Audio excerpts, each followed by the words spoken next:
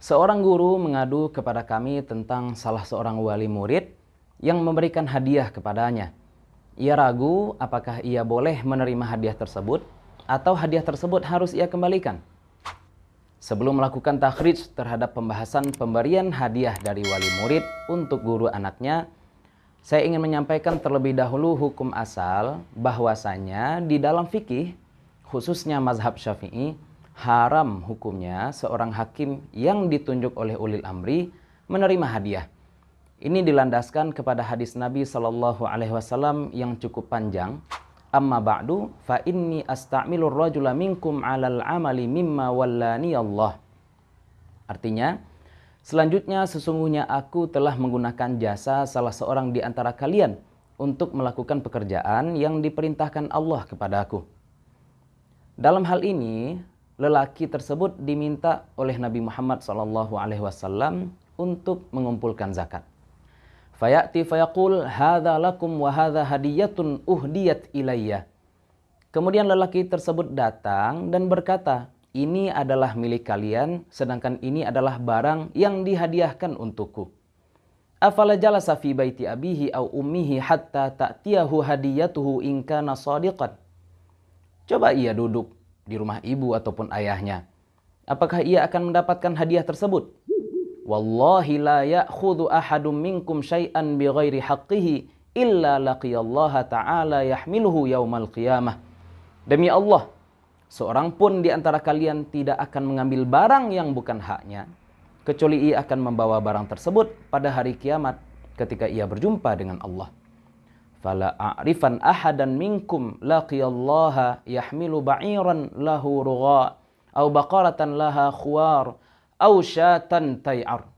Maka aku tidak akan mengakui satupun di antara kalian yang berjumpa Allah dalam keadaan membawa unta, sapi ataupun kambing yang ia ambil tanpa hak. Kemudian Nabi SAW mengangkat kedua tangan beliau sehingga tampak ketiak beliau yang putih. Beliau berkata, ya Allah, sungguh telah aku sampaikan. Sampaikan di sini tidak bisa menerima. Kita tidak bisa sampaikan kepada yang bersangkutan, di sini tidak boleh menerima. Sebagai Anda seorang guru, tidak boleh menerima di saat Anda berprofesi sebagai seorang guru. Tapi di luar misalnya ada hadiah yang diberikan karena persahabatan dan sebagainya, itu sah-sah saja. Sebetulnya yang diantisipasi adalah rusaknya hati Anda. Dan saya senang karena hal-hal semacam itu menyenangkan, bagus itu semacam itu. Karena kalau dibuka itu berbahaya sekali. Bahkan di pondok pun hendaknya para pengurus-pengurus pesantren nggak boleh menerima sesuatu. Itu bahaya nanti giliran karena semuanya misalnya siswanya ada 9, tato yang ngasih 8, yang 1 pun bisa Anda biarkan. Kenapa? Bapaknya nggak ngasih ke saya, kok urusan. Nah, itu bahaya sekali ke depannya. Semoga Allah menjaga Anda seperti itu. Jadi itu masuk wilayah subhat. Pertama, apalagi jika itu ada hubungannya dengan lembaga melarang Anda. Dan itu bisa menjadi sebuah keharaman. Saya bekerja di sebuah perusahaan, saya dapat tugas misalnya untuk kemana gitu, ya kan? Itu kita tidak menyelesaikan tugas kalau dikasih, padahal sudah digaji saya. Lah, ini baru haram, minta dia. Pak, tahu diri dong, saya kan perjalanan jauh. Biar perjalanan jauh kok sudah digaji, iya kan?